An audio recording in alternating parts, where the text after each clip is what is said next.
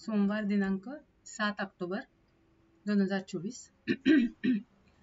Moon नावाची sci-fi series sci-fi movie बघितली.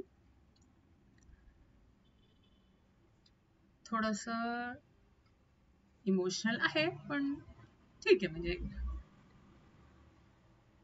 थोडक्यात ज्या स्पेस कंपनीज म्हणा किंवा स्पेस प्रोग्रॅम्स कसे माणसाला वापरून घेतात किंवा त्यांच्याबद्दल काहीच हे नाही वाटत आणि आपला म्हणजे हे साध्य करायकरता म्हणून कसा वापर करतात त्याच्याबद्दल.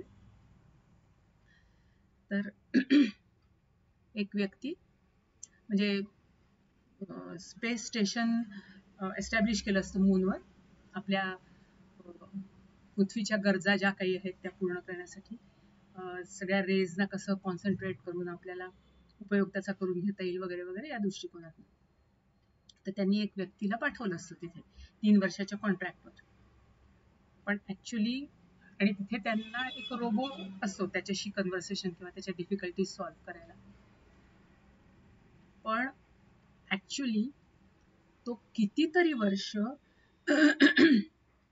म्हणजे आधी त्याची मृत्यू होतो. त्या स्पेस स्टेशन मध्ये अंडरग्राउंड एक रूम असते की जिथे सगळ्या डेड बॉडीज ठेवलेल्या असतात आणि त्यांचे क्लोन्स तयार करतात. म्हणजे आता हा मेला तर त्याचाच सेम क्लोन त्याची जागा घेतो आणि काम करतो. असं वर्षानुवर्ष ते चालू असतं. आणि मग ते लोक काय करतात की हे जे क्लोन डेड बॉडीज असतात त्यांचेच क्लोन बनवून त्यांना जिवंत करत राहतात.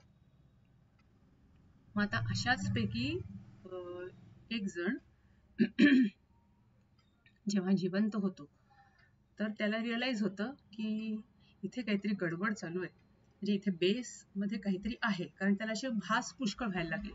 आणि जेव्हा तो आपल्या याच्याशी कॉन्टॅक्ट करायचा तर त्याची बायको यंग असताना वगैरे अशी बोलायची वगैरे असं म्हणजे दाखवलेलं आहे कन्व्हर्सेशन.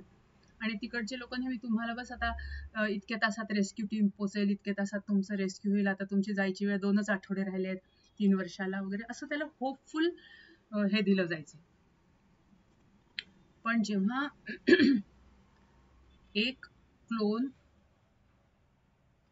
जिवंत झालेला असताना तो त्या कॉम्प्युटरची नजर चुकवून बाहेर जातो आणि त्या अपघातग्रस्त माणसाला घेऊन येतो आणि त्याच्यावर उपचार करून मग हे दोघं तिथे असतात आणि मग त्यांना ते सगळं रहस्य उलगडतं.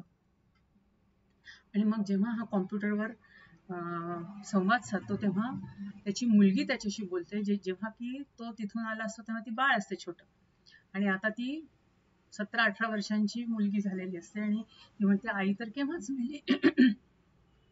तेव्हा त्यांना हे सगळं लक्षात येतं.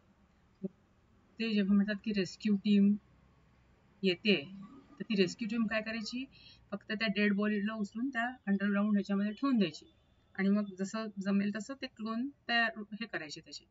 तर हा आधीच त्या याच्यात लपून बसतो येण्याकरता पृथ्वीवर परत जाणाऱ्या यानच्या याच्यासोबत.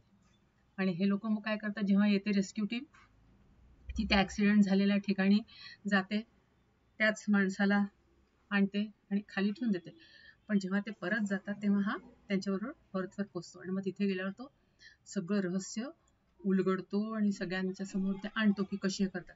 पण त्याला त्याच्यावर कोणीच विश्वास ठेवत नाही, त्याला सगळे डिनाय करतात. ते म्हणतात असं होऊच शकत नाही, असं काहीतरी हा बडबडतोय वगैरे वगैरे आणि त्याला म्हणजे काढून टाकतात त्याच्या कामातनं वगैरे असं.